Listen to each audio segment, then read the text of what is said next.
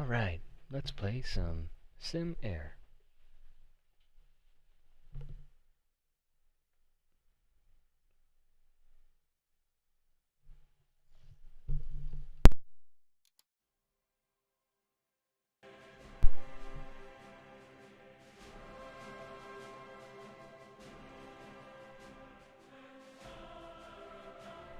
Oh, looks like they got the tooltips for naval battles up now. I haven't seen those before.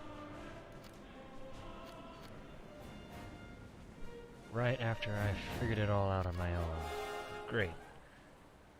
I think I'm just having so much fun with this Japanese line. I think I'm gonna play them again.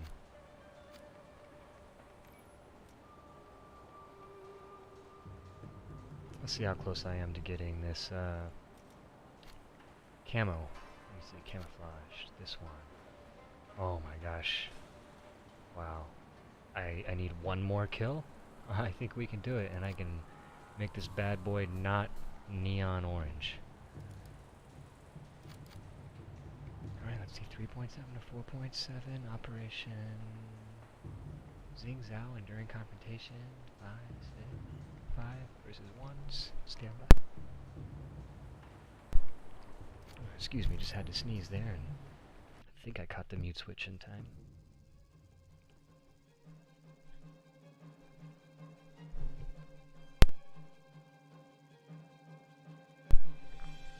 Please excuse me if I sniffle a bit. I think I'm kind of getting over a little something.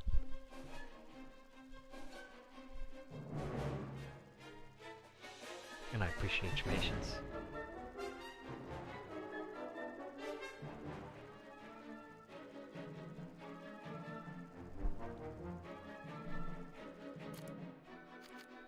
Alright. Oh, nice. We already have the spawn points to bring in my favorite plane. We got Universal Ground, 45 minutes. Let's go over here to Bravo 2 with 45 minutes. We'll spawn in for 4,000 silver cats. Let's go ahead and double check all of our controls. Free, clear, and correct. Alright, we can engine ignition, take off flaps, set. To exercise, front prop. And a little bit of right rudder. Counteract that left-turning tendency. Departure power.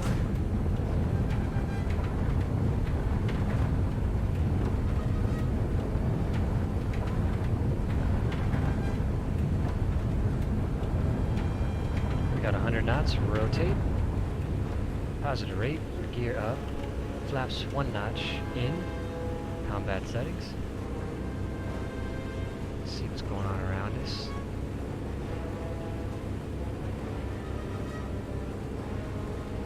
And we're clear of obstacles. Clean up the flaps all the way. And let's just double check gear. Let's double check gear up. Gear is retracted. We are cleaned up. We're going to set cruise climb power.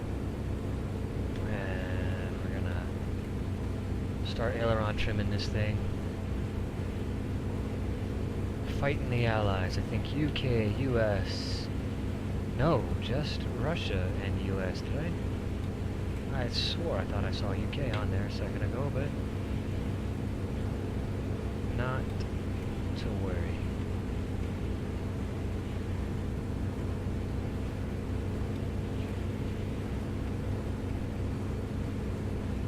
Got a nice cruise climb going. Looks like 2 targets over there. 10 o'clock distant.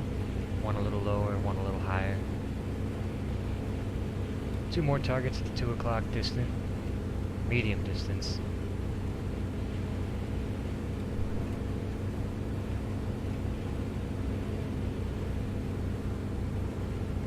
Definitely gonna turn to try. We're just gonna check right here at our previous 12 o'clock and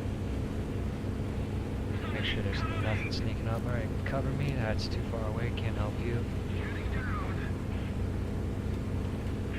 Let them know we're here. We're gonna go ahead and start cleaning up this trim, leveling out this flight.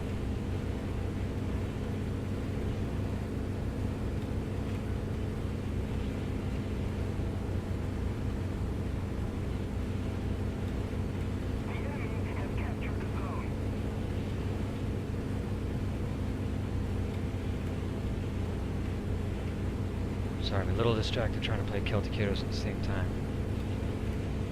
Alright, let's see here. Let's get those guys back in sight right down there. 11 o'clock low. Looks like a bomber. For a second it looked like Japanese, but now I'm kind of thinking that's a Mitchell B-25. Real good gunship. Got that guy right there. He looks like he might be trying to bomb down on us. Oh yeah, he's coming in head on. That might be an AI. So we need to address this. Is he bombing on us? Yeah.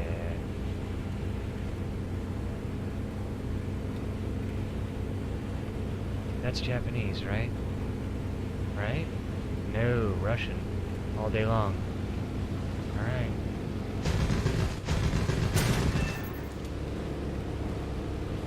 Alright, we set him off fire.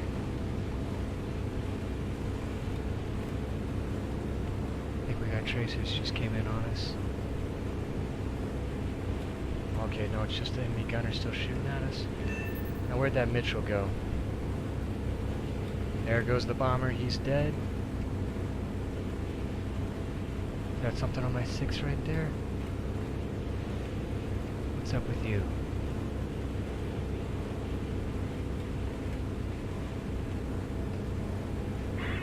That looks Japanese. It is. Alright, and I think we got the kill to get the green camo. I think that's what we needed. Hooray! Milestones. Alright. I think that Mitchell may have gotten away from us. Because I don't see any movement. There's something 10 o'clock distant, very low.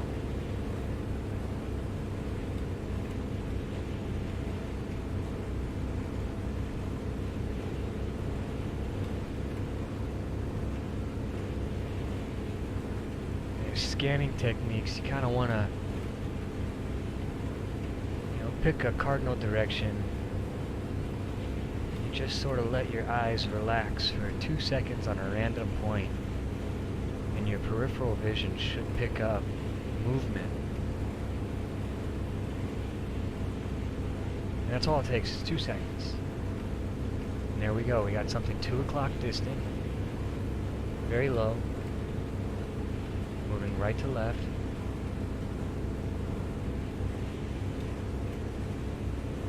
But yeah, I've been told that your peripherals are better at picking up relative movement to the background, whereas the center of your vision is much better at picking out details. I'm not an eyeball scientist, but it does seem to work for me. So that's kind of part of my scanning technique. I'll just dip a wing, expose as much of one side as I can while simultaneously doing a left turn and exposing more to the right, and then once that part of the pie has been exposed, you can double check it and do the same thing to the right side. You just kind of keep making these S turns. And those are the clearing turns that I make. Now that is an enemy, just departed that airfield at the 1 o'clock. You can see the runway we're lined up with it there. And he's heading towards, looks like heading towards my factory, probably a bomber. Kinda, ooh, and there's a fighter on top of him. Alright, so we might be able to get down, take out the bomber, and surprise that fast mover. So I'm gonna go ahead and lose altitude, pick up speed, do a high speed pass on this bomber. Hopefully we can maim him, and just pick the nose right up and take that guy out up top. But even if I miss this bomber, he's going to be screaming for cover, so I'm not going to spend too much time sticking with him. I'm just going to go for a clean deflection shot here. Looks like a miss. I thought maybe I saw a hit there, but we did our best. Now he's screaming for cover, and this guy is, coming right down for it. Alright, so we just blew off his right landing gear.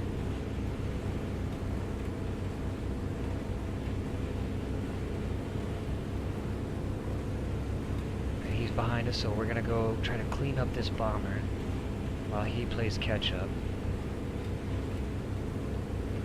That was a real close head-on pass. I think we missed each other by 1 or 2 feet. Let's see, where did he go? Where did he go? So he made a left turn.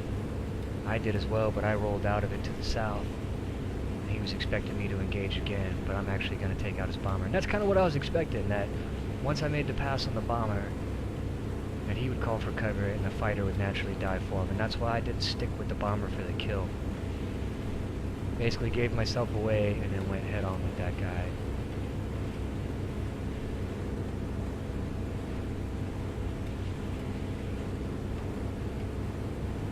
I'm going to try to take some long distance shots here. We're actually going to, because I got 400-meter conversions, so we're actually going to use that left little mark and we're going to try to get the right cannons to cross over and hit them.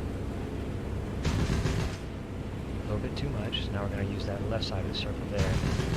And there, you see how those, the right guns are moving and lining up with the target. There we go, we're getting some hits. We're actually close enough, I think we're going to be able to hit both engines.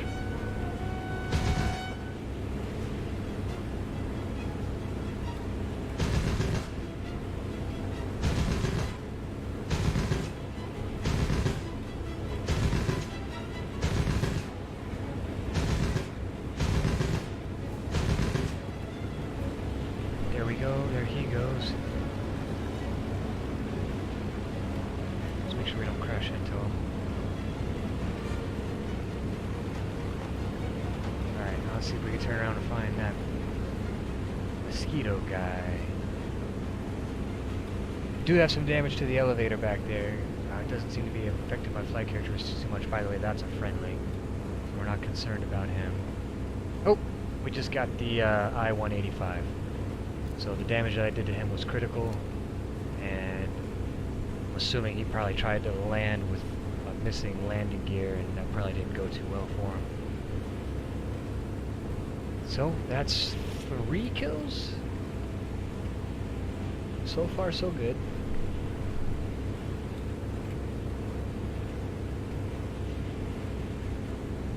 Oh, sorry. Bumped my mouse there. So I've got mouse view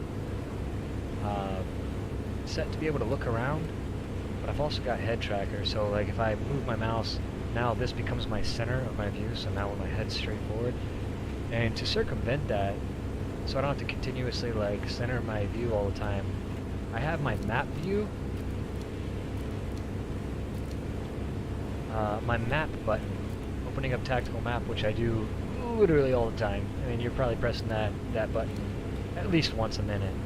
It just kind of always centers up my view every time I do it. So even if I bump my mouse like that, all I gotta do is just open up the map and it goes right back to normal.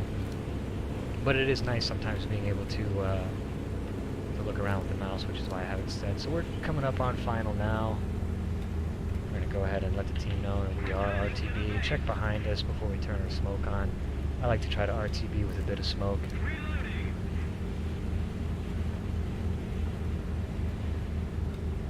Got 210 knots on the speed, so we're going to go ahead and chop that throttle back and try to get sub 200 so we can bring in some combat flaps. And then we're looking for about 160 knots so that we can come in with the gear. And at about 150 we'll bring in some takeoff flaps. We're going to hit 130 and then bring in the landing flaps. And we're going to increase the throttle, try to maintain anywhere from 90 to 100 knots or so. More like 85 to 100.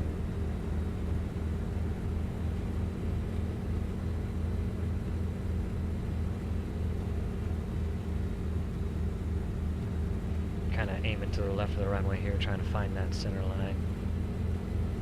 Now there it is. We're just going to bring it right back over and watching the airspeed, trying to keep a good approach speed. Cross over the threshold here. We're going to slowly drop that throttle back and start flaring up. Try to hit that 3-point landing.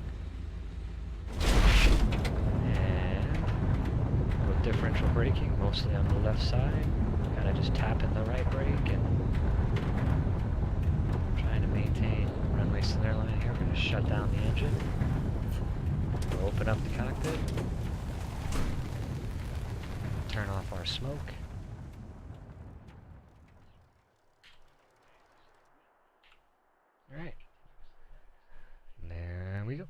That's one successful sortie. Let's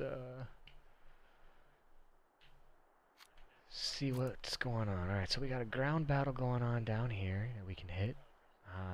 We're not going to be able to do much about it, but we can go there and probably find some low-level attackers. And that'd be good for some points. Alright, got takeoff settings, engine start, spooled up. We're going to increase throttle, a bit of right rudder. Counteract that left turning tendency. Just gradually walk that rudder out until pick up enough airspeed and nose comes down on its own. And then we hit 100 knots and we rotate. And we establish a positive rate of climb, bring the gear up. Retract the flaps 1 notch. We're going to set cruise climb power. Clear obstacles, you're going to raise the flaps all the way. Double check the gear is up. Double check cruise climb power set. We're going to go ahead and trim for that cruise climb.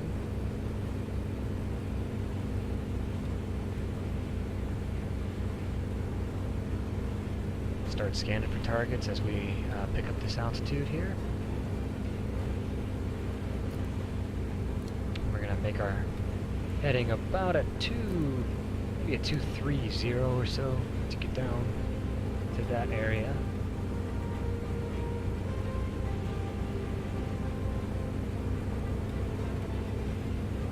A little bit of lag there, but here's 230. And yep, we're dead on. And as we pick up speed, we're going to have to keep adjusting that trim. Just remember, you know, trim only works at a specific speed, specific speed and altitude. It has a lot to do with air density and just the flow over the wings changes. So as we increase altitude and increase our speed, it just requires constant adjustment. You know, a lot of people put their trim controls in inconvenient places, and me personally, I put it on the hat switch for my joystick because that's how important it is. I mean, if you're not constantly tweaking your trim, you're probably making things a lot more complicated than they need to be. Adjusting your trim is like tuning a guitar. It's constant work and maintenance, but if you do it right, everything is nice and smooth and easy. You can basically fly hands-free. And that's what you want when you're getting guns on target. You want it to be nice and smooth, and you just want to make tiny corrections. You don't want to be fighting your aircraft and using a whole lot of stick action just to keep it straight and level. You want the plane to fly itself. And the plane wants to fly straight and level. You just got to tell it how. So if you feel like you're screwing with your trim all the time, maybe screwing with it too much, you're probably not. Matter of fact, you're probably not screwing with it enough.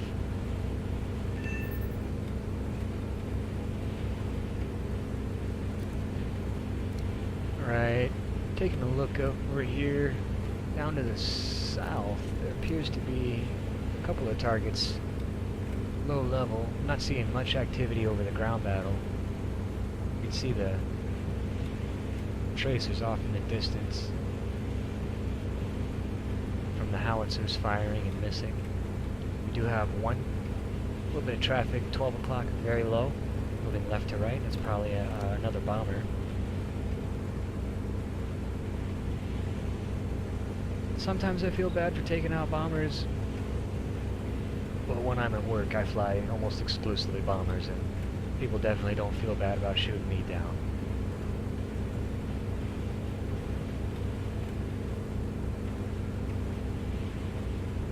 Alright, here we go. We're just gonna double check our surroundings, do a little clearing turn to the left. We got one 9 o'clock distant, a little clearing turn to the right. Alright, let's reacquire that bomber target. Right there.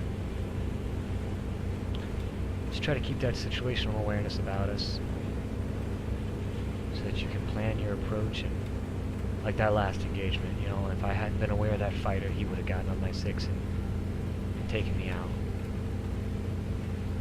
So always important to know what's going on around you. I always like to try to check my SIGs prior to engaging. And again, I'm just messing with my trim and trying to make this plane bring its nose naturally right up to this target and stay there. Oh, AI bomber disappeared because gauging. I don't know. I don't know why they do that. It's such a garbage mechanic, and there's just no reason for that. It's so annoying. Nobody wins in that scenario.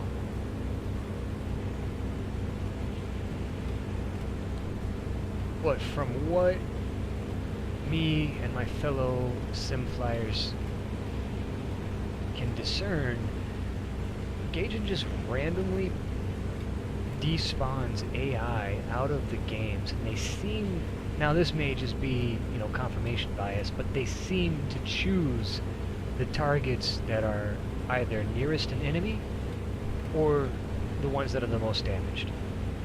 So you'll be in the middle of a fight with something, you know, maybe you've invested 200 rounds in it, maybe you've taken a shot or two to your oil cooler and you've maimed them, and you see them smoking, you see them crashing, and then they just poof, just disappear. And you're left with no kill, no assist, no credit for anything, and an injured, low fuel, low ammo aircraft that you have nothing to show for. And it's just crap. It's just sloppy. There's so many better ways to go about that. Now, the AI aircraft apparently are being despawned to make room for human players as they join the match. That looks Japanese, but we're going to double check because it could be Russian. It is Japanese.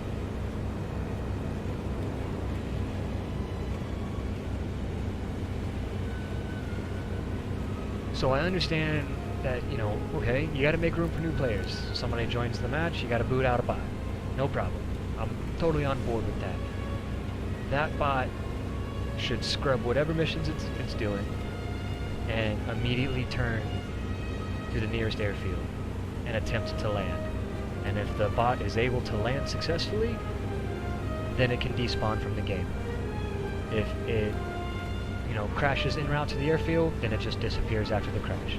And whoever caused it to crash can get the credit that they very well deserve for doing the damage that they did that caused the bomber to crash.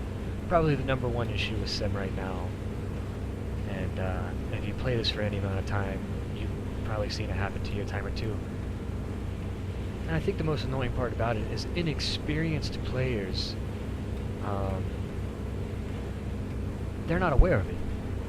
And what happens is they will get into a dogfight with an AI aircraft, and you know they'll be turning and burning with them and losing sight of them and whatnot, and they'll go into, you know, a turn, lose sight, and then the aircraft will despawn.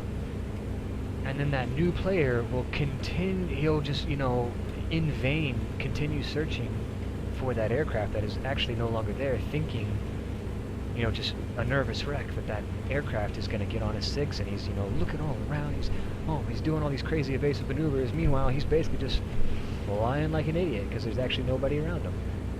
And probably revealing his position, and it's just not cool. And there's a lot of better ways to do it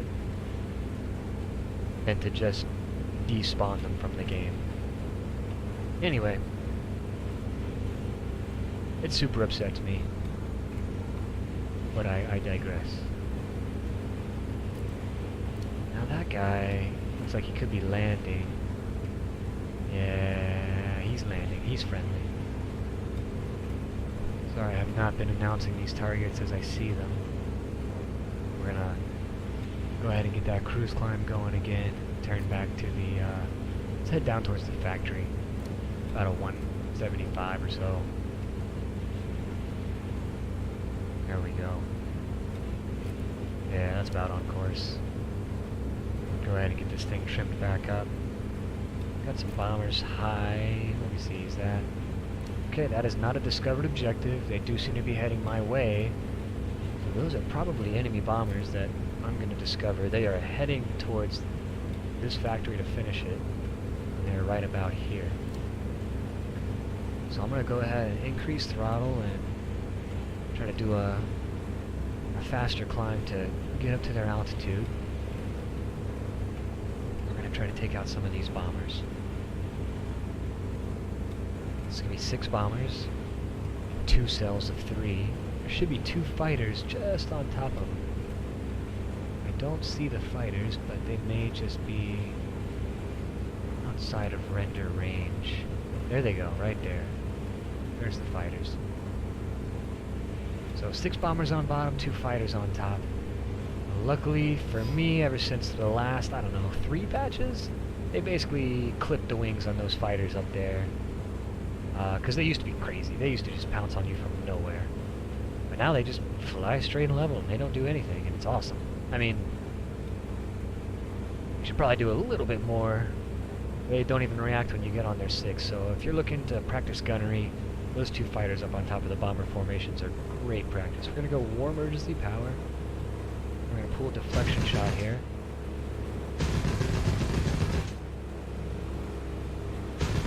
And we're going to recover from this stall.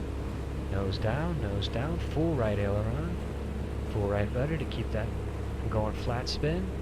We're going to pick up more speed. I don't think we got any shots on. It was kind of an extreme angle to approach from, but I just wanted to get behind him and try my luck at taking out one. Alright, we're going to go ahead and kill that web. Still going to keep this aggressive climb going. Go ahead and get him trimmed back up after that stall.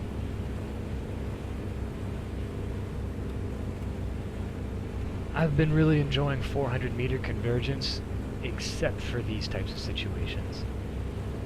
Now, those bombers are probably about, I don't know, 900 meters away.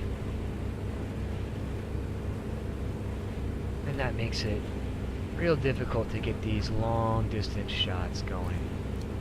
They're about to drop their payloads. And they're going to do a pretty funky little clearing turn.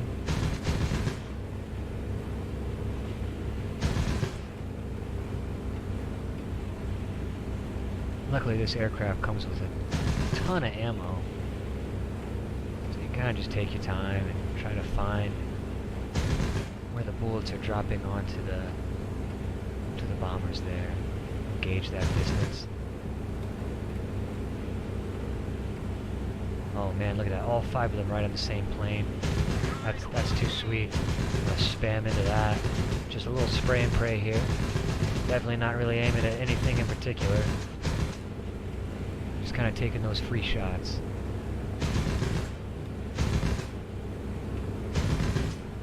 Man, cannot get these deflection shots today. There we go, there's one. Got the tail off that other one. We're going to go ahead and evasive roll. Those gunners are going to chew us up. We're going to go down, pick up some speed. We're going to come right back down from underneath them. Watch that bomber falling out of the sky.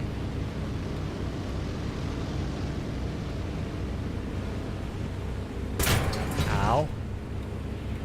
Get off me.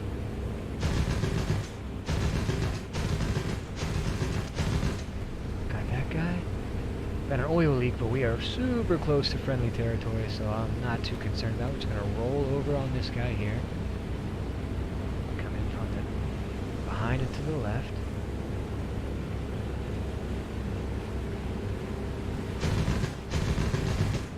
Got him. Nice. Alright, and we got one more here. Oh, looks like the friendly may have just blown his engine out. Good deal. Let's look for those fighters up top. Where'd they go up? There they go, right there. Those fighters. We'll chase these guys down. Because I'm at 7,500 feet. I can totally glide back to the airfield even if the engine shuts down completely. So I'm not too concerned about the damage to my engine, the oil leak that I've got going on. There's a couple of more kills left up here. Let's see what this guy's doing. Oh man, there's an A point up, huh? Looks like they're S-turning. Pretty strange behavior for them. They normally don't do all that. They're clearly not fighting. I mean, this is what I'm talking about. They really clip these guys' wings. They almost just ignore you.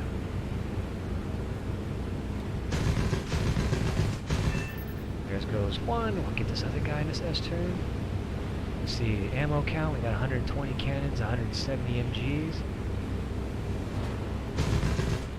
Ooh, I thought that looked good, but apparently not. I'm just gonna chop the throttle, tuck in right behind him. Take our time. Take our time. Nice and easy. There we go, he's done. Now I think there's one more bomber left. I did lose sight of them. Let's see, destroy bombers at Delta 4. So we're in the same grid square as them. But no joy quite yet. We're just gonna make... There he goes, right down there at the crossroads. Down there, 11 o'clock low, so we're going to go full war emergency power and catch up. Oh, it's 2 bombers. I thought I took out 4, and I thought my ally took out 1, so I thought there was only 1 left. But apparently there's 2, but we've got 100 cannons, 146 MG. We've got enough to take them both out. Now the oil is getting hot. We are getting away from friendly territory, so I think I got time for maybe 1 pass, and then I got to hightail it back home. Just to make sure, we're going to do a couple of ranging shots here. There we go, there goes 1. We'll let that engine cook for now.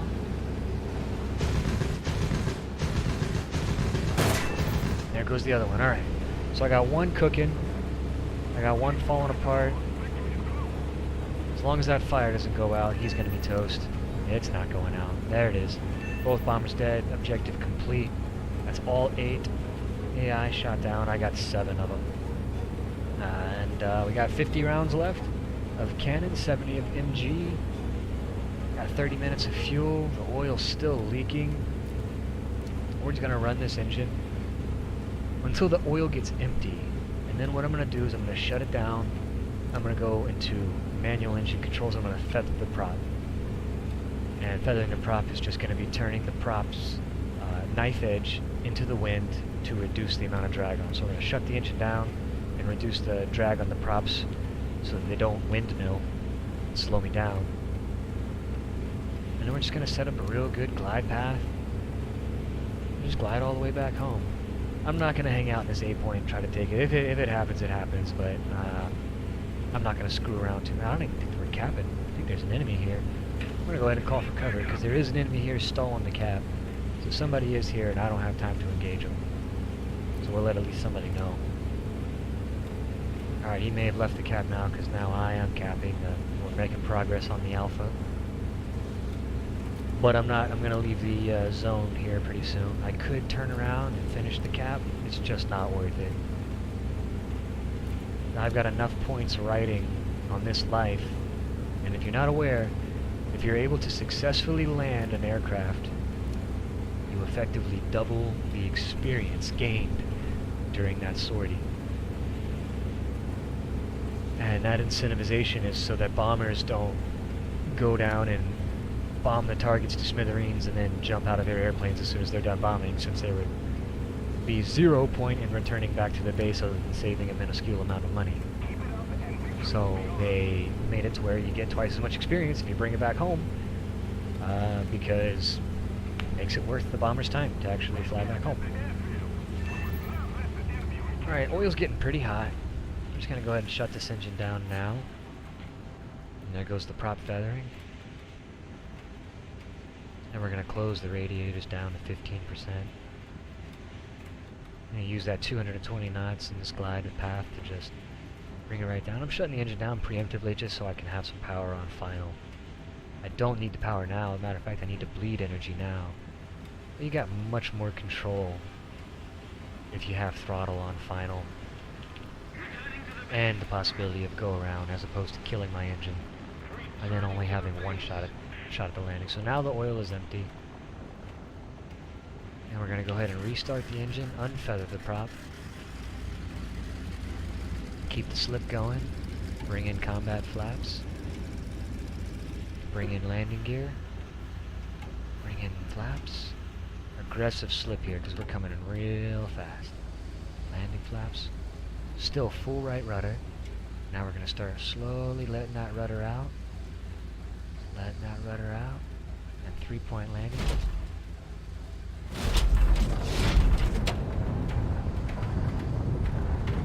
And shut that engine down, open up that cockpit, shut off that smoke, and retract the flaps.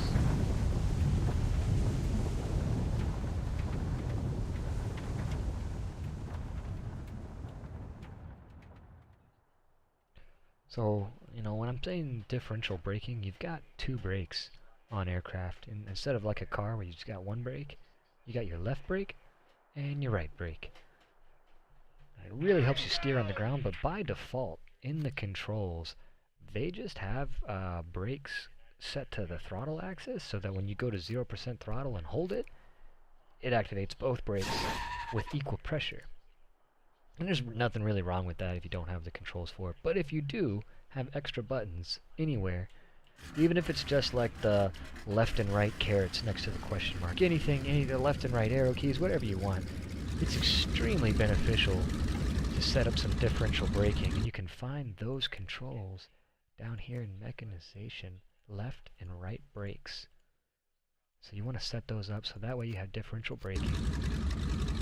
And it really helps with low speed because on the ground, if you don't have differential braking, your only form of directional movement, left or right, is with your rudder. And when you're only traveling at a couple of knots across the ground, you don't have a lot of authority with your rudder, so you need huge amounts of deflection to get very small amounts of effect. And that's why, you know, when I start my takeoff roll, I'm almost full right rudder, and then as I roll out and as the tail comes up, I just gradually use less and less rudder until it's in a rudder neutral position. We're at 100 knots and rotate. Gear up, combat flaps, cruise climb power, and clear of obstacles, raise the flaps. Trim for this cruise climb. So, it's extremely difficult to taxi around on the ground or to change direction or anything like that, and it also can be extremely difficult upon landing to maintain runway centerline. And if you're not aware, there's a bunch of shit out there. There's like tents, towers, and guns, and sandbags. I mean, look at all that crap. So if you run off the runway and you run into one of those, you're dead. Might as well crash into a tree. So staying on the runway is pretty critical, and with differential braking, it is much, much, much, much easier. So if you're flying sim and you're having trouble staying on the runway or keeping your runway center line when you're on departure roll or landing roll, check out differential braking. And one thing that you might be able to do if you do not have an ability to bind 2 different buttons. One thing that I've done, like when I'm flying with my Xbox controller, is whatever you have your button set up for left or right rudder, or whatever access you have for left or right rudder, just make it also your left and right brakes. If you're doing left rudder, you get left brake. If you're doing right rudder, you get right brake. When you're in the air at 200 knots and your gear is up and, you know, it really doesn't hurt to press the brake at all if you're already pressing the rudder. And if you're on the ground and you're trying to steer to the left with rudder, you might as well have a little bit of brake to help you out. So it just gives you much more control, much more precision, much more authority, and it's definitely worth binding those buttons. Don't know why they're not bound by default. They should be, but I think everybody who plays War Thunder can tell you that almost every single default control scheme that I've encountered is hot garbage and requires at least some attention and tweaking.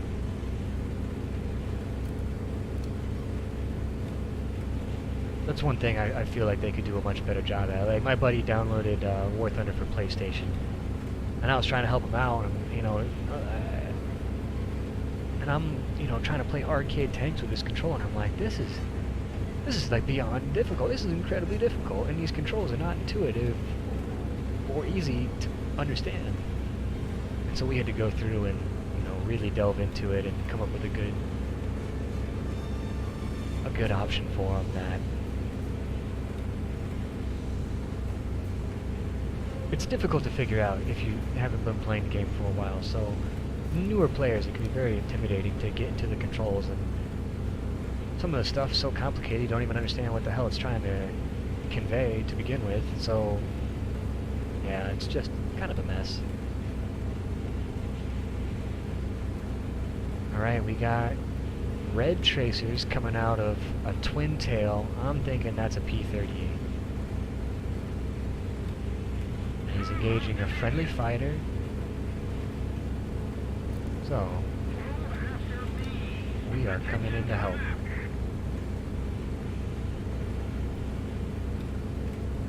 Now he's making a right turn, coming head on. Did he just go down in the trees? Yeah, he just crashed. And man, it looked like he ate a tree.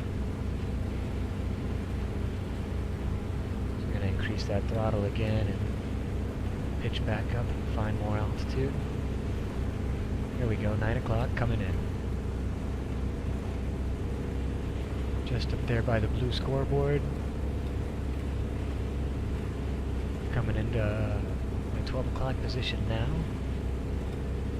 Looks to be maybe a Mitchell? No, maybe what is that? Single vertical stabilizer, twin engine, maybe a Russian, like that YER thing? No. I don't know. Whatever, we'll find out here in a second. Alright, it was a Mosquito. I didn't think I was fighting the UK. Apparently I'm fighting the UK. I thought did it not just say... Didn't it say US and Russia when I joined the game, and I thought UK was in there? But I don't know. Apparently we are fighting UK.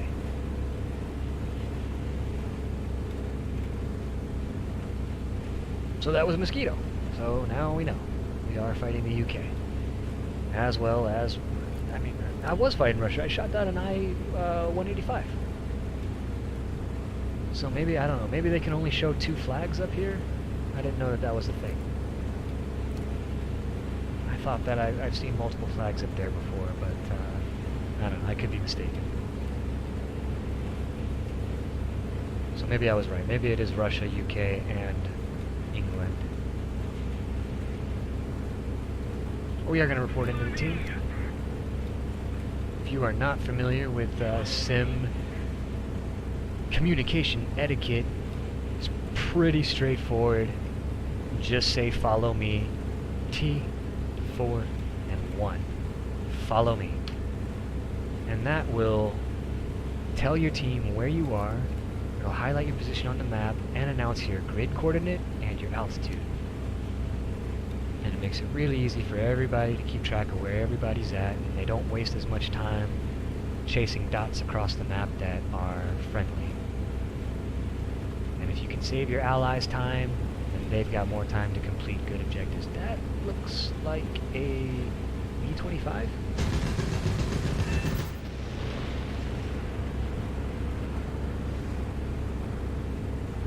Got an unconscious gunner out there, maybe the right waist gunner. And it looked like he was having trouble rolling the wings back to the left, so I'm thinking that right side's a little injured.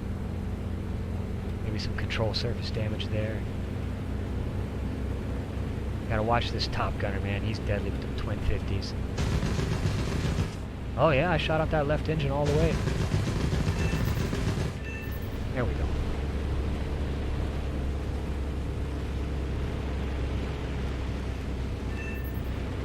He's done.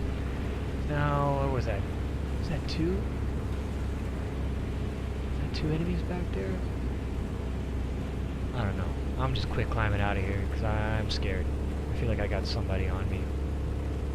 Alright, we're at the top of the climb now. We're just gonna roll out upside down and check out what's going on underneath us.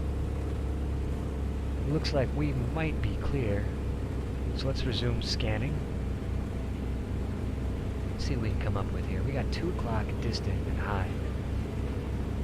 And so it only said gunner unconscious, but I guess I did knock out that right engine. That's why I saw the plane kind of cant to the right suddenly.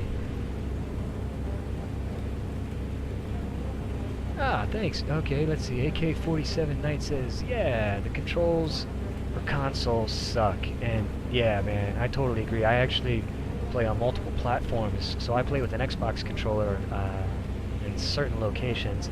So I'm right there with you, man. And matter of fact, if you would like, I've got a pretty in-depth control layout for both PlayStation and Xbox that I feel basically all my people that fly with console use it, and it gives you really, really, really good authority over the view. You get left and right, you get up and down, and you're able to control the aircraft easily while looking like behind you or whatever. And it's all pretty straightforward and intuitive, and we have a lot of luck with it.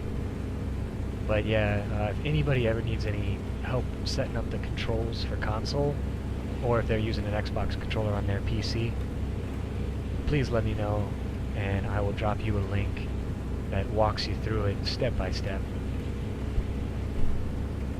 so that you can get started. Because trying to drudge through it on your own, there's just there's pages and pages and pages of stuff. And it's a lot easier if somebody just, hey, change this to this, change this to this, and then you're good to go. And I've also got some, explanations of like non-linearity. I can explain I've got a couple of, like a paragraph in there that explains what non-linearity does for you, and recommends a setting, but, helps you to understand it so that you can kind of tweak it to your own preferences and things like that. But if you can tweak the controls, find something that you like, consoles can absolutely be competitive. I mean, we shoot down people with the controllers, no problem.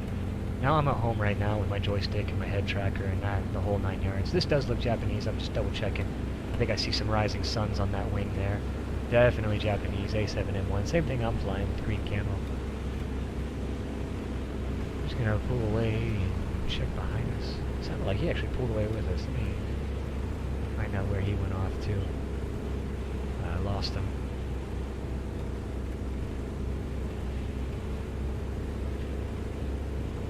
Yeah, you're on Xbox? That's awesome. Did you just start playing since they released it on Xbox, or have you played before the Xbox release? And it is free on Xbox now, right? Like, I think it went free, like a week ago? But I think it was like paid early access before that, but now you can download it for free. Is that correct?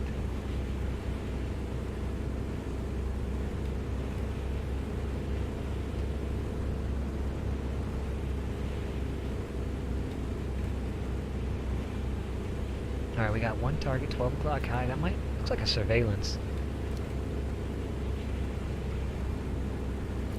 But possibly undiscovered surveillance objective. The reason I think it's surveillance because he's so high already. If he had just departed the enemy airfield en route to bomb my airfield, he either climbed back here and then went en route, or something else, because I don't think that aircraft could get that high that quickly. So I'm thinking it's a surveillance that, well, I guess not, because I'm not discovering the objective quite yet. It's definitely enemy. Looking like a B-25 to me. Oh, need to go more to the right. There we go. Oh, hey there, buddy. It's human, that's for sure.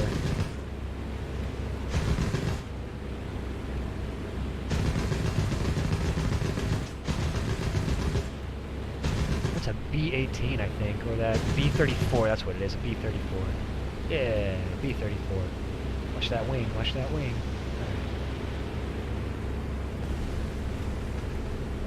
Did he just... What?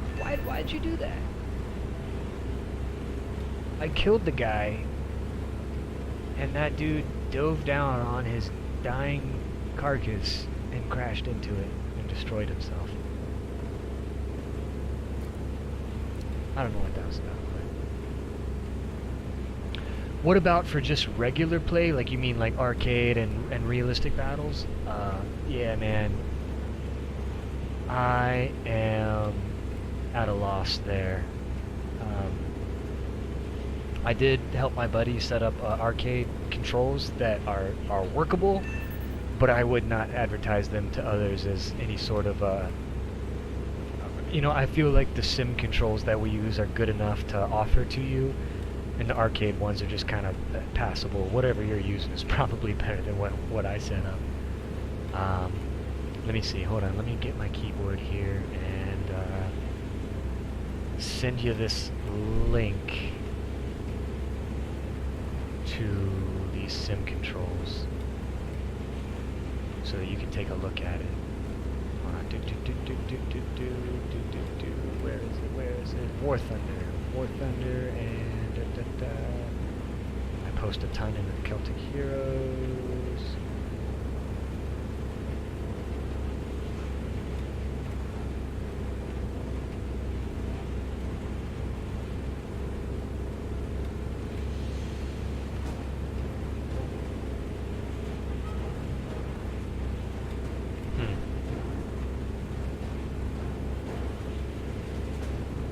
It's in here somewhere. Hold on, I'm gonna find it. Ah, here we go. Got the comment. It is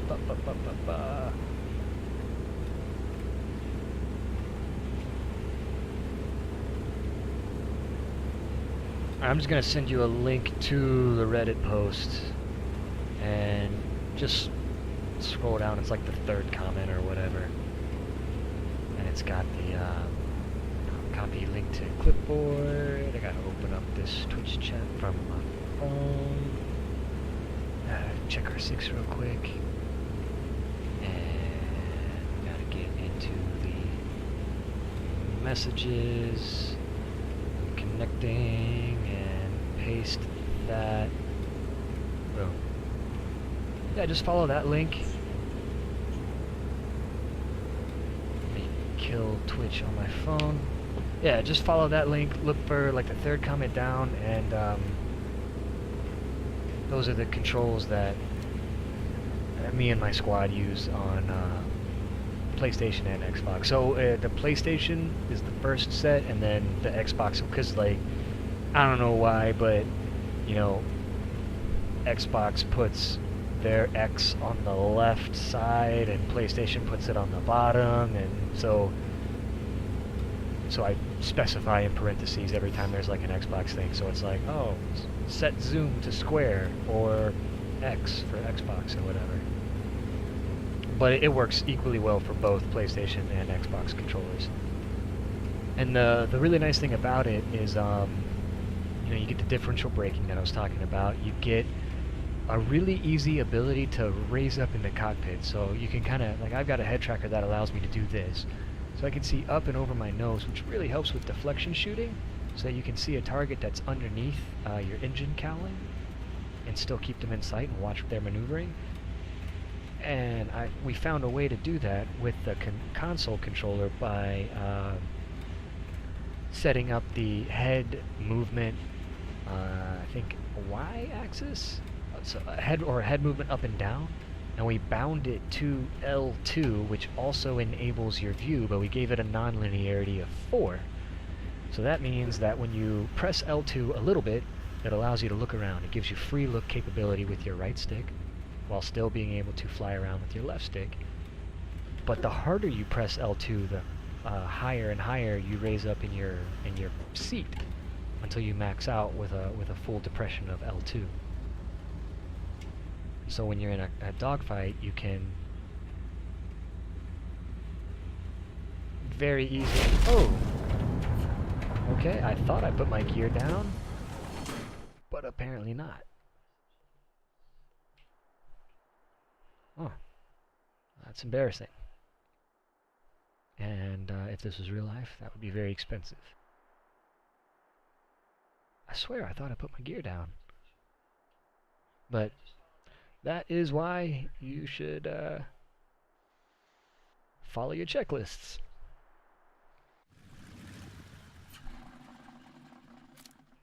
Either way, we repaired, no problem. Oh, whoa, okay, hold on, we getting bombed? That's scary. I don't see any. Oh, yep. What was that? No, that was a tracer. Alright. So a bit of right rudder. Right rudder to keep that runway center line. Just going on from this view so you can kind of see what I'm doing with my rudder a bit. And if my tail is aligned with the back of the runway, then my front's aligned with the front. Alright, we're going to rotate. We're going to go positive rate, gear up, retract flaps 1 notch, set cruise climb power. And fully retract flaps.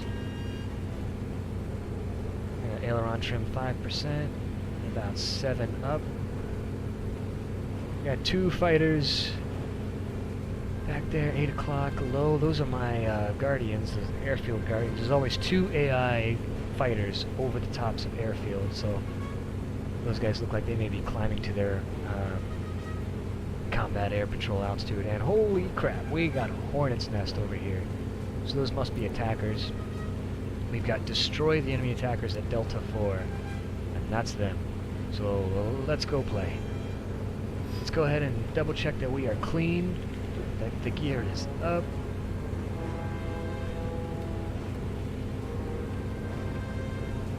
And let's get en route. We're not gonna bother with a cruise climb. We're just gonna jump straight into this. Alright, looks like it's IL-2 mics, so they've got rear-facing tail gunners on the top side of their aircraft, vulnerable from underneath or frontal attacks. IL-2s are tanky, real tanky, and that's why I love that this aircraft comes with 20 millimeters. The armament for this aircraft, if you're not familiar with it, 2 13.2s and 2 20 millimeters, with a real decent amount of ammunition. Very stable, very smooth. They fire slowly, but very accurately. And I actually enjoy the rate of fire being a little slower. It doesn't bounce you around as much because it's a very light airframe. I think if it was much more volume, it'd bump you around a little bit more. But it also really helps you conserve ammo. Now these IL-2s might be RTB. I see 4 of them formed up there. At the 1 o'clock I see an A7M1 right there, the 1 o'clock. Looks like he might be maybe crash landing. Yeah, it looks like he took a couple of rounds. He's leaking water. We got 1, 2, 3, 4, 5, 6.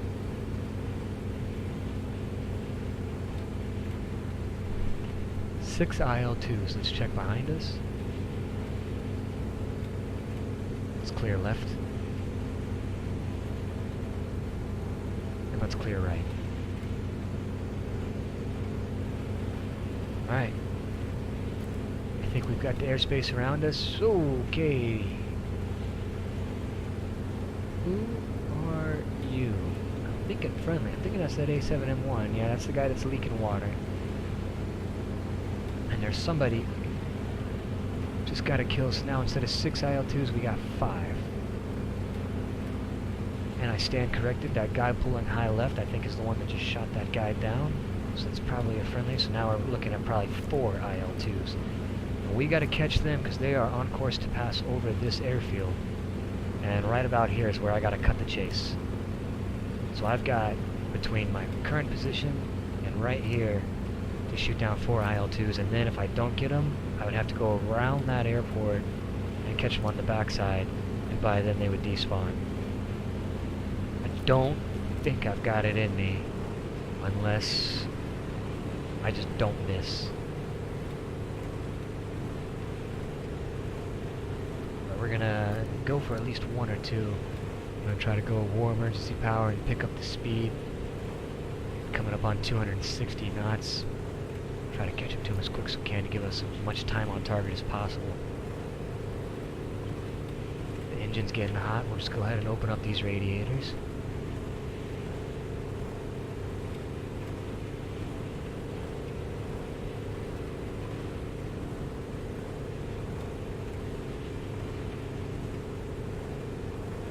Alright, let's go 100% power, let the engine cool down. Check our 6. Oh man, we're flying over flak batteries now. Let's go auto engine control, get those radiators closed. Let's start slowing down. Let's start trying to take these guys out. And these are not IL-2s either. Oh yeah, yeah they are. Those are just the little gun pods underneath them. There's one. Alright, come on, come on, come on, come on. I know. Ow. There's 2. Nope. There's 2. And come on. Ow.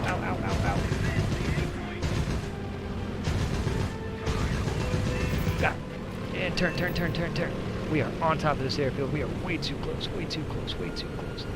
Diving turn away. We gotta get away. Let's not violate the Geneva Convention. And we're clear. Made it. I don't know how close we got to that airfield. I'd say we were probably right about there, which is way too close. That was reckless. But I think we completed the objective. Yeah, I think we completed the objective. We shot down the last 3 remaining. And I think not a second too late. And maybe even was a second late. I'm pretty lucky a flak. Those flak batteries on those airfields, they were like laser accurate. And you do not want to get within range of them. So they don't tend to miss. Now when they hit you, they don't always one-shot kill you, but they perforate just about every single control surface and liquid storage in your aircraft simultaneously.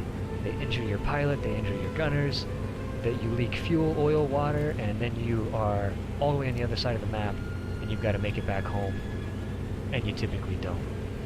So it's more often than not absolutely not worth getting near an airfield unless you're going to be above 10,000 feet or 3,000 meters. At that point, you've got a little bit more time. So if you're going to bomb the airfield, you can climb to that altitude. You can pretty safely pass directly over them as they try to find you. They will shoot at you, but they seem to be a little bit more inaccurate when you're at that altitude. Alright, let's see, we got a real low-level guy right here. And I don't know. I guess we're going to IFF ping this guy.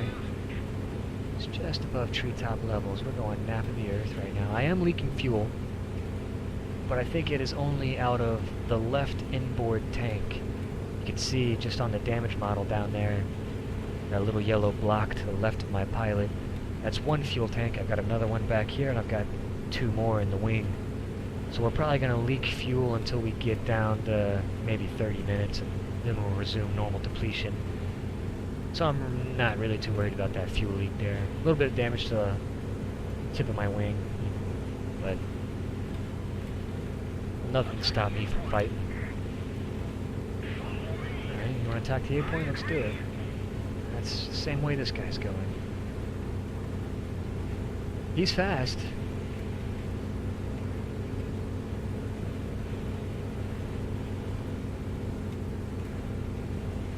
Got 2 targets.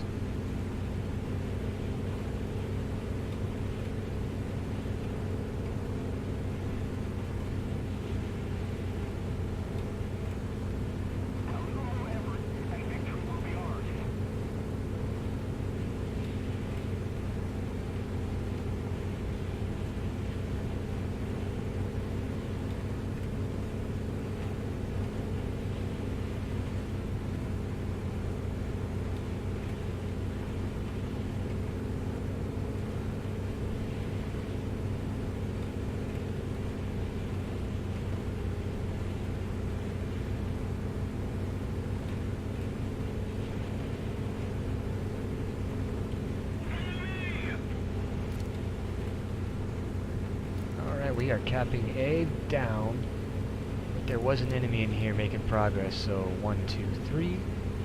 I got 1 down low.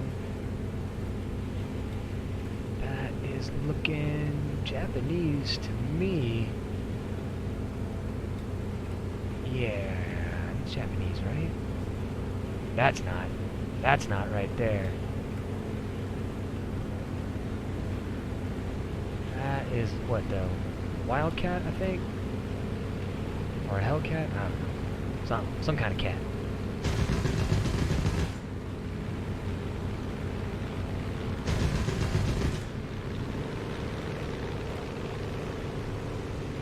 Shit. Nice reversal. Alright, that's okay. We'll just... Okay, there we go. There's an F6F. Did we get the assist for that? Yeah, we did. Alright.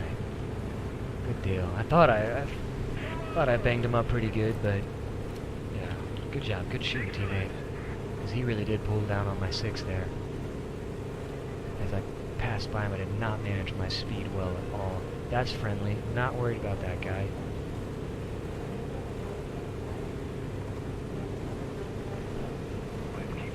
Let's try not to cook our engine.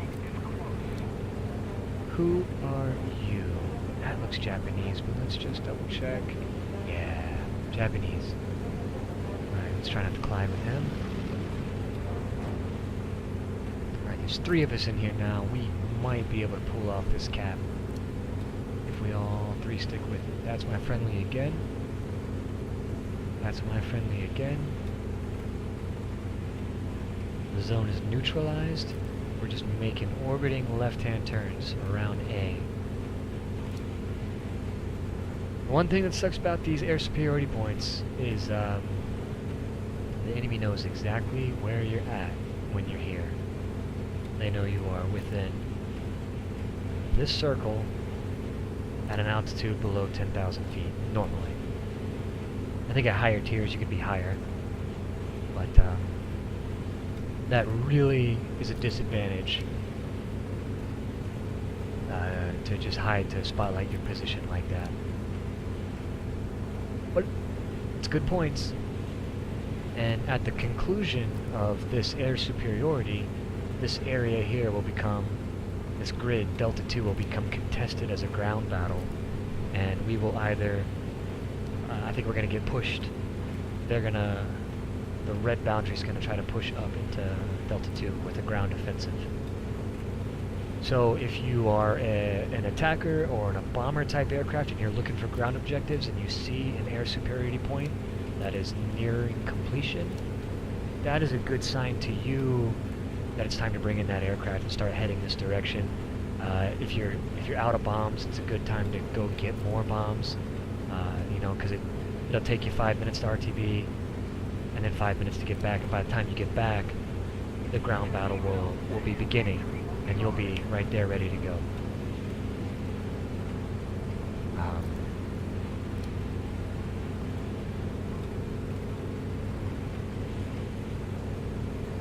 So that's how that works, at least for now.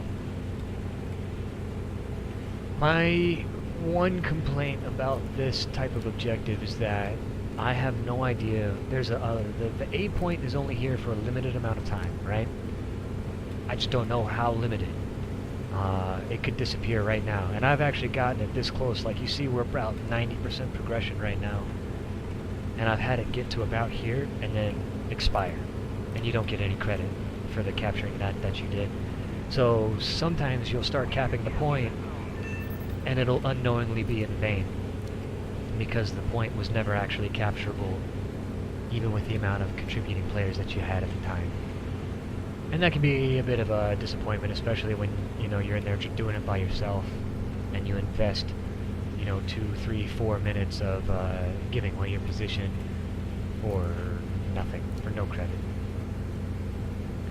We're actually getting down below 29 minutes of fuel, and I think my leak has stopped. I think it's going to continue flashing leak, but if you look at the depletion, we're depleting at 1 second per second, which is basically normal rate of fuel loss. That's 100% power. That's how much the fuel should. So I'm thinking the tank that was leaking is now dry. And we don't have to worry about it anymore.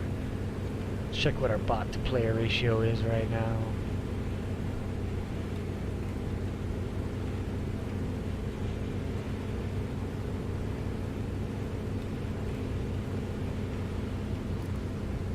Alright, I think we've got another bomber objective right here, heading this way, right over me, so I'm underneath their flight path. we've got... Oh, no, they're right here. So we're going to climb up to them, turn to intercept, and once we get done shooting them down,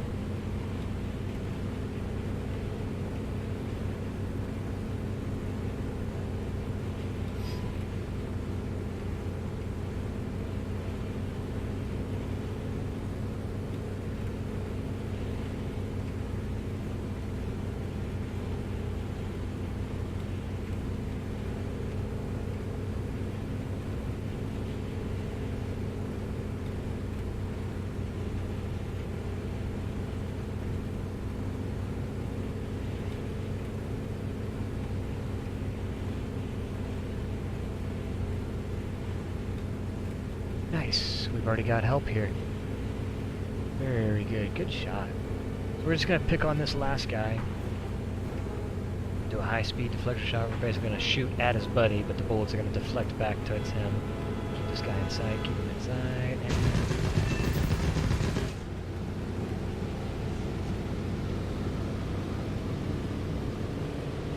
we're going to keep on climbing.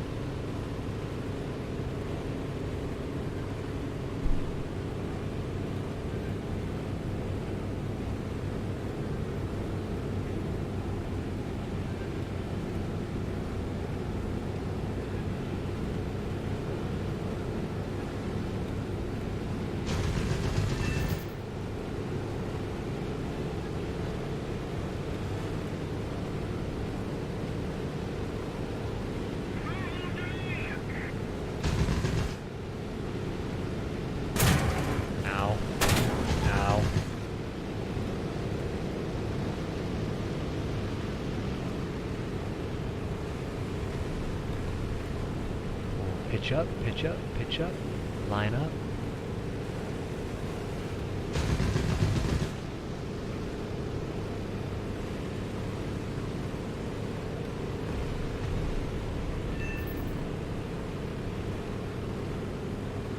Fighters.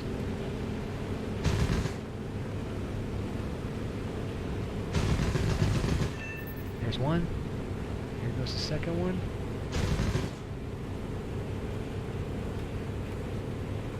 He's having engine trouble, actually. Oh, a little low, a little high. Right on. And I think that's all the bombers, right? Let's see. Yep. RTB time.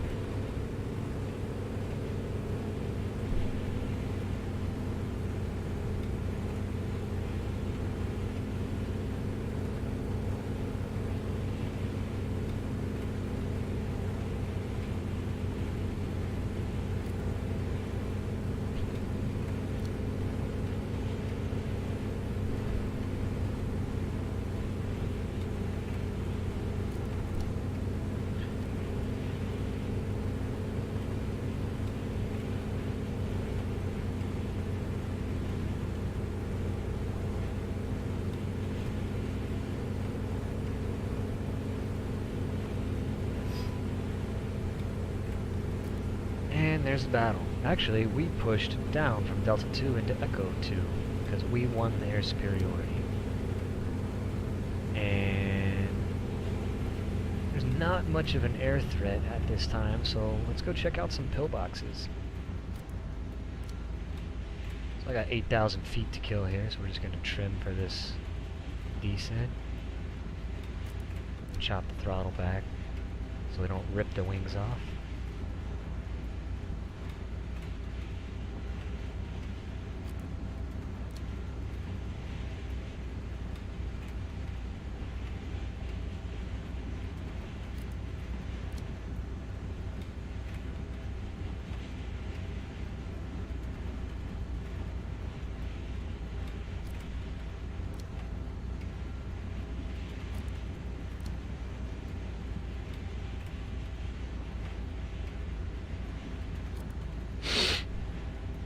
Excuse me, sorry about the sniffles. Alright, there's the ground battle down there. You can see the tracers going back and forth.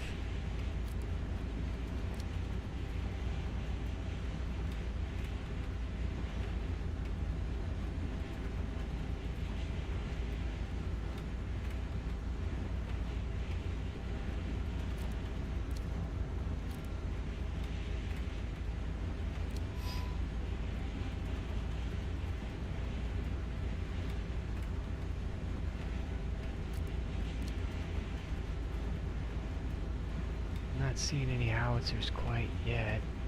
It's difficult terrain to see them on. Ah, road. What's that? I think they're on the other side of this house. Okay, they're up in the hills. There's a pillbox right there. Yeah, okay, this is gonna be a tough one. Because they're in the terrain. So now we gotta worry about terrain avoidance here. Instead of just being able to pull up from... Ah! Jesus, you scared the shit out of me, baby. Huh? Hey, baby. Having trouble sleeping?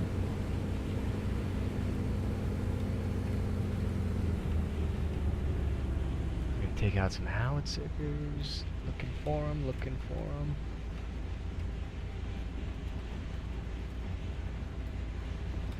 I thought there were two in those hills right there, but I guess not. Must have missed them. Let's try to get some altitude and come back around for them.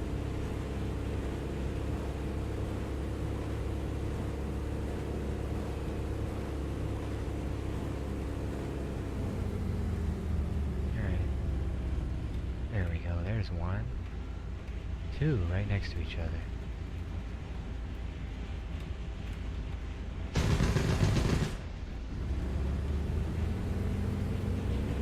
Check these hills here.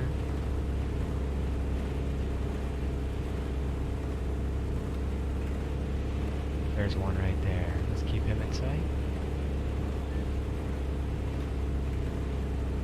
And let's combat right turn here. Fall to the top of our arc and pull the throttle. Smooth out. There's two of them actually. Let's go for the guy right here on this hill. More time. There's two. And we're gonna pitch up. Come back around for the same area because there's two more.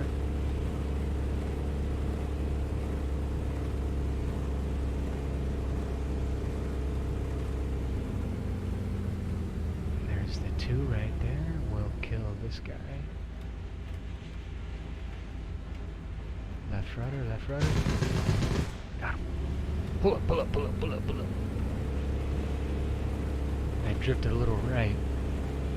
I had to stay on target about a second too long. And which one's... Oh, there's four. Alright, so these two over here are still alive.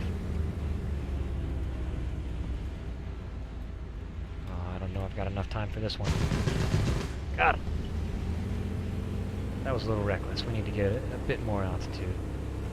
And be a bit more methodical about this. Alright. Let's bring it around town. Bring it... Oh, what's that? Shit. Alright, I got I think a Corsair on me.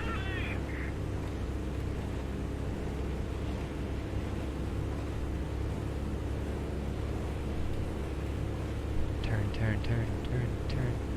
Shit, where'd he go? Oh, there he is. Reverse, reverse, reverse, reverse. There we go. Come on, come on, come on, come on, come on. Keep it together, keep it together. Nice and smooth, nice and smooth. Oh shit, 6 bullets left. Oh yeah. Forgot about that.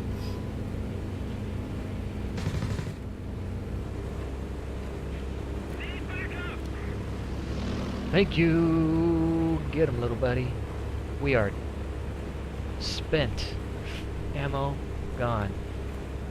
Returning to the base. Returning to the base. Ooh, that Corsair almost had me.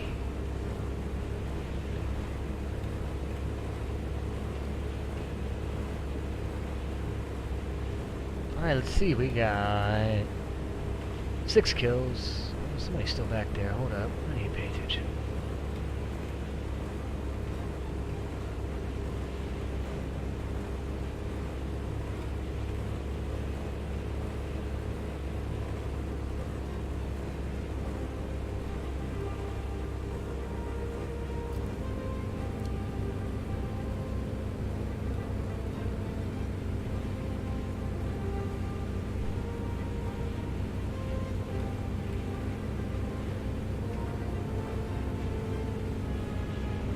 bit of damage to the right flap. So we should have asymmetric flaps. Yeah, there it is, asymmetric flap extension. You want to find out about that before you get low and slow on final. You do not want to drop full landing flaps and then find out that one of them didn't come down, because that is a good way to do this 5 feet off the ground, which is not a good time.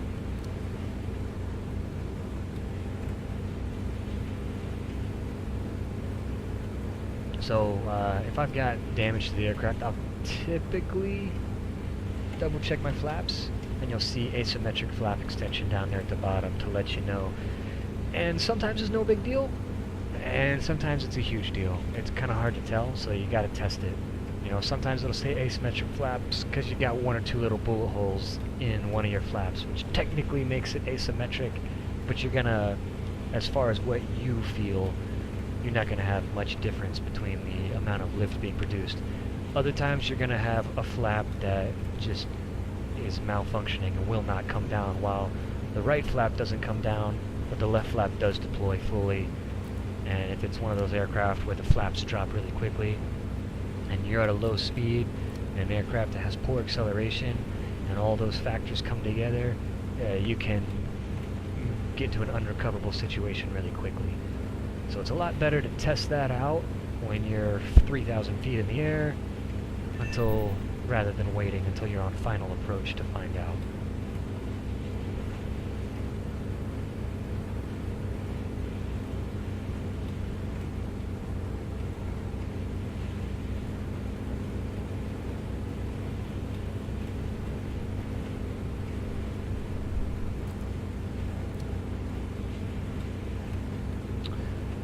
Well, we are on our way home. I think, let me see, what time is it?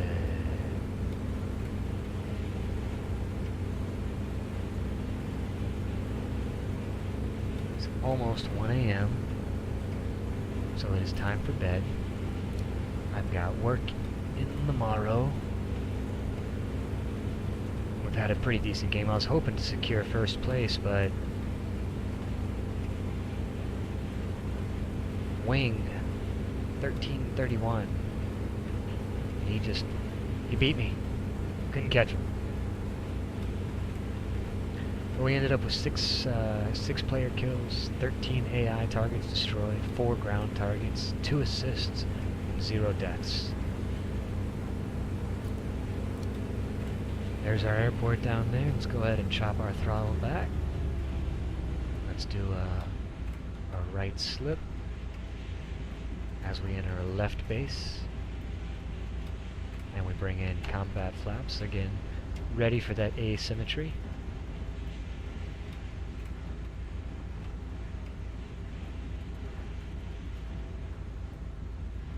Turn on to final and bring the gear down. Let's double check that gear is down and locked, 3 green. Take off flaps. Let's discontinue the slip. Lined up with the runway, landing flaps. Bring the throttle back. Try to maintain 90 to 100.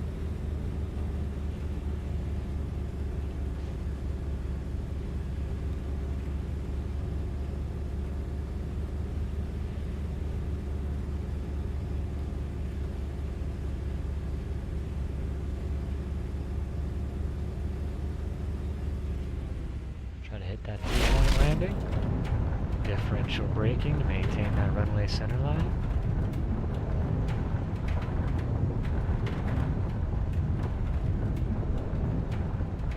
We'll shut down that engine.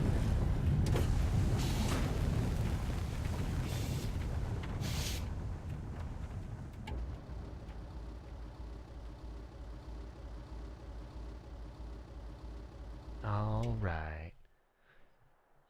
Good game. I appreciate those of you who are still with me. Appreciate your views and your comments. Again, if you ever see me do anything wrong, do anything incorrect, do anything stupidly, please let me know. I'm here to learn.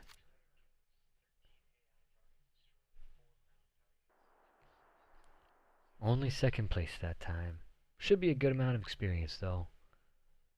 Pretty stoked about that.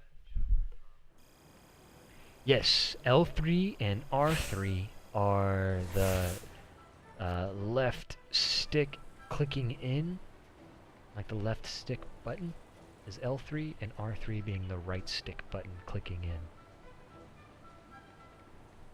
And there's my camo. There she is. Oh boy. Yes, quit. And oh, let's put it on.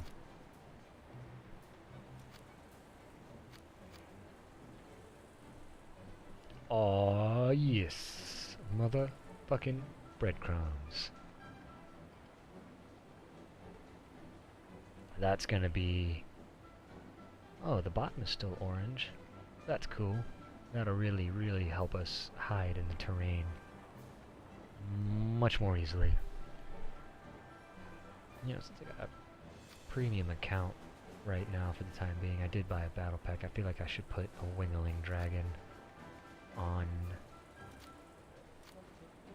this aircraft.